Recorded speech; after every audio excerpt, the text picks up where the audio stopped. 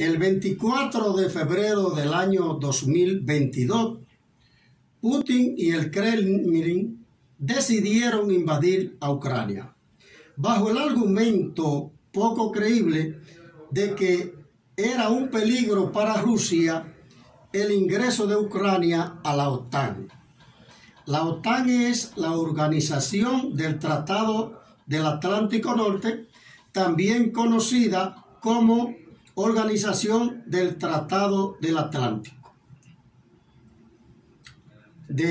Organización del Tratado del Atlántico. La OTAN es una alianza político-militar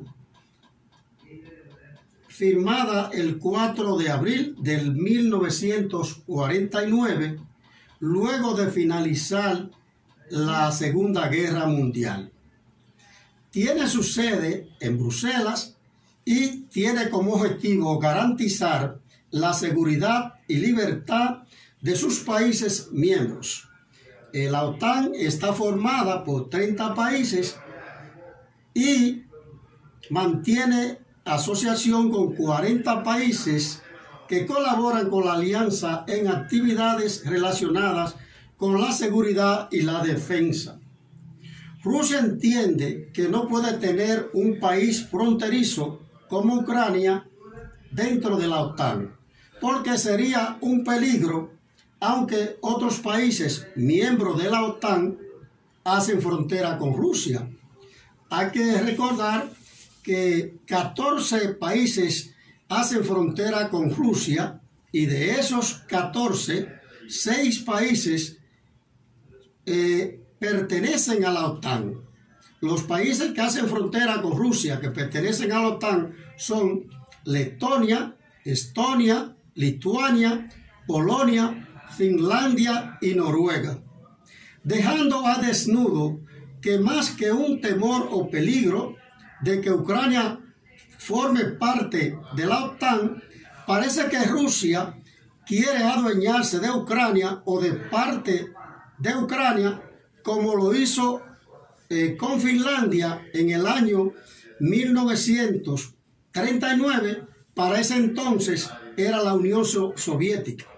Pero, desaparecida la Unión Soviética, Rusia ha quedado como una potencia, específicamente en el área armamentista, entre otros aspectos. Pero antes de referirnos con detalle a las pretensiones de Putin y el Kremlin, veamos qué hizo la Unión Soviética en la llamada Guerra de Invierno. El 30 de noviembre de 1939, la Unión Soviética atacó a Finlandia con el pretexto de la seguridad. Buscaba obtener territorio finlandés, entre otras concesiones.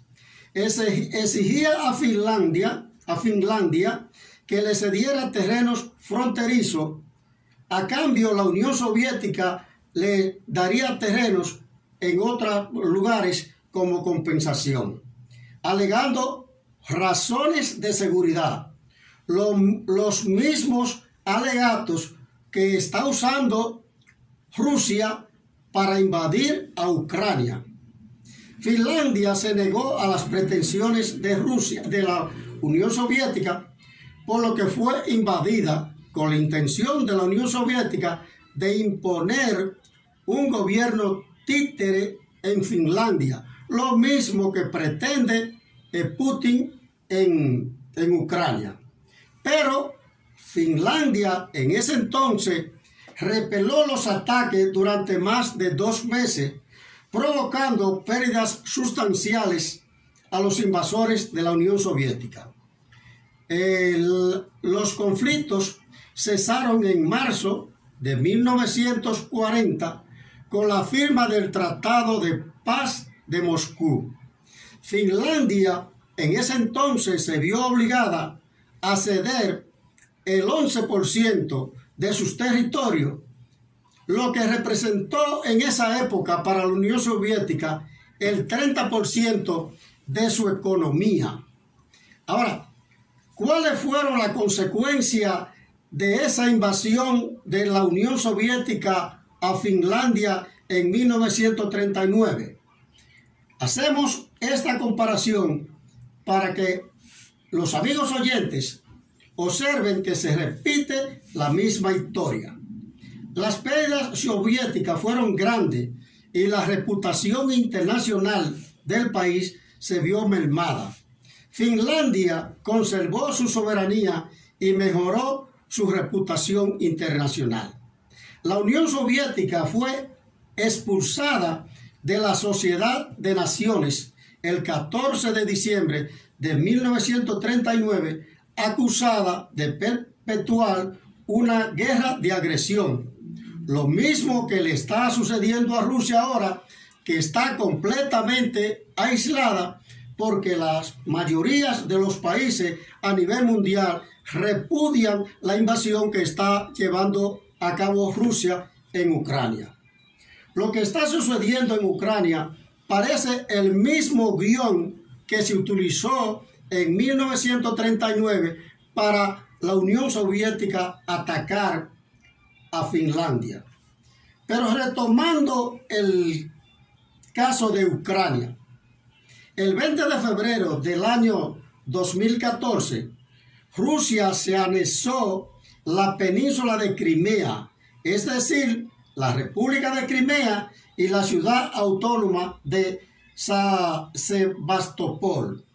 Esto se produjo mediante una ocupación militar, derecho de autodeterminación y unión.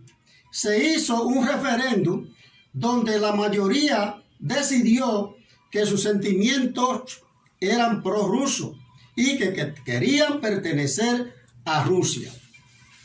Rusia no tiene base legal para adueñarse de Crimea, ya que Rusia firmó un tratado internacional después de la caída de la Unión Soviética, antes de que Putin se convirtiera en presidente de Rusia, aceptando que la península de Crimea era parte de Ucrania. Las regiones de Donetsk y Lugansk, pertenecientes al este de Ucrania, en el 2014 proclamaron su independencia, acción esta que nunca ha sido aceptada ni por la comunidad internacional ni por Ucrania. Es decir, que durante 8 años esas dos regiones del este de Ucrania han vivido en constantes conflictos con Ucrania. El 22 de febrero del 2022, Putin reconoció la independencia de estas dos regiones. Putin está destruyendo edificaciones importantes de Ucrania, provocando la separación de familias y muerte con intención de adueñarse de Ucrania sin ninguna razón lógica para invadir un país indefenso en relación al poderío militar de Rusia. La violencia, el derramamiento de sangre y la destrucción que Rusia ha producido en Ucrania no se corresponde con las exigencias de Putin. Putin tiene varias exigencias para dejar de bombardear de manera despiadada a Ucrania. Lo primero que Putin exige es que Ucrania sea un país neutral y que no forme parte de la OTAN. Número 2, Ucrania debe someterse a un proceso de desarme para asegurar que no sea una amenaza para Rusia, pero es una gran mentira de Rusia.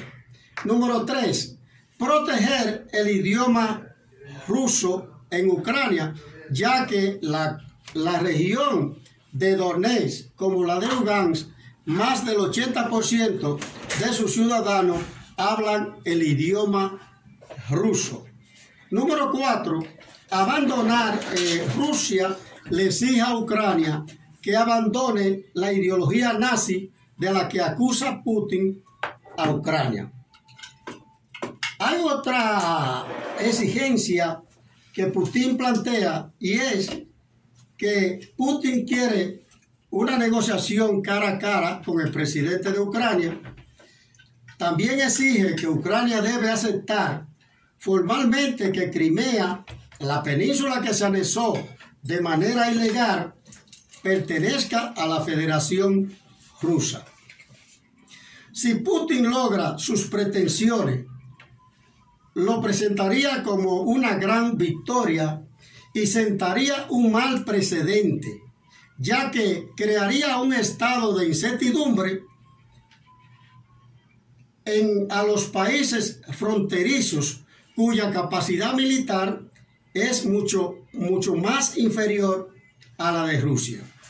Aunque Putin logre un acuerdo victorioso sobre Ucrania, es decir, que Ucrania al final tenga que cederle la península de Crimea y las regiones de Donetsk y Lugansk, su posición ante los rusos quedaría debilitada económicamente.